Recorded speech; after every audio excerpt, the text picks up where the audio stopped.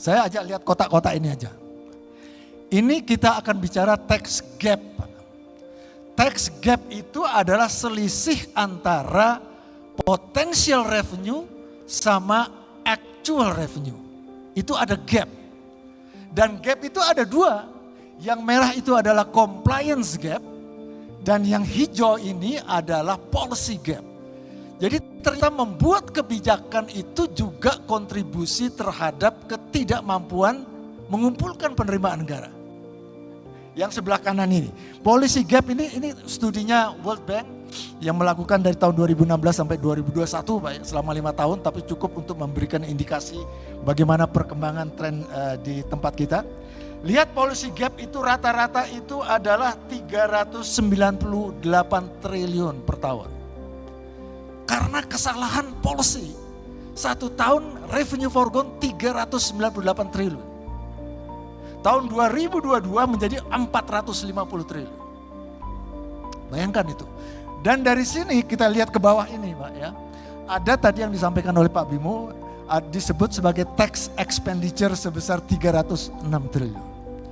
Jadi memang Direktorat Jenderal Pajak by design sengaja tidak memungut pajak.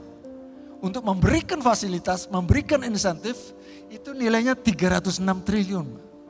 Dan itu ada di dalam konteks policy. Yang merah itu adalah compliance, betul-betul implementasinya bermasalah. Itu nilainya itu tadi di situ adalah 550 triliun. Masalah compliance itu menyebabkan potensi revenue yang harusnya bisa dikumpulkan 550 triliun. Rata-rata 5 tahun. 2022 kita lihat lagi naik menjadi 878 triliun. Jadi ada tax gap betul yang harus kita lakukan. Di situ Bapak sekalian dan Ibu sekalian terbaca.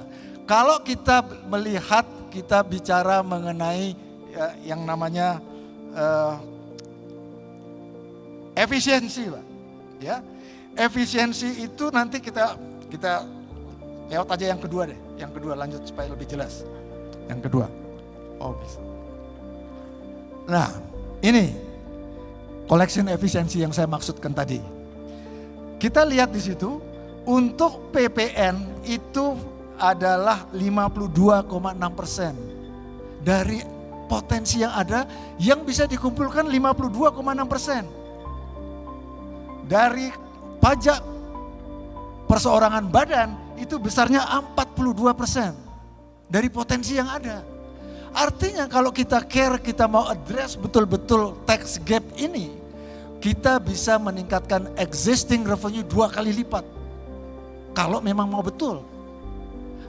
Paling tidak ada potensi di sana. Terus kita lihat ada delta tax lagi Pak. Bapak-bapak mungkin sekalian bisa sangat memahami ini. Delta tax ratio itu adalah selisih antara tax ratio sama existing rate. Kalau tax ratio kita 10,8%, tapi kita PPN kita sudah naikkan dari 10 menjadi 11 menjadi 12, selisihnya sudah negatif itu. Dan banyak negara-negara yang tidak negatif itu. Berarti kita mau mendapatkan penerimaan kita, cara yang dipilih adalah taxing more. Itu berat sekali masyarakat kita. Wajib pajak kita berat. Yang harusnya nanti kami sampaikan juga, kita harus berubah kepada supply side imperatif. Nanti kita akan sampai.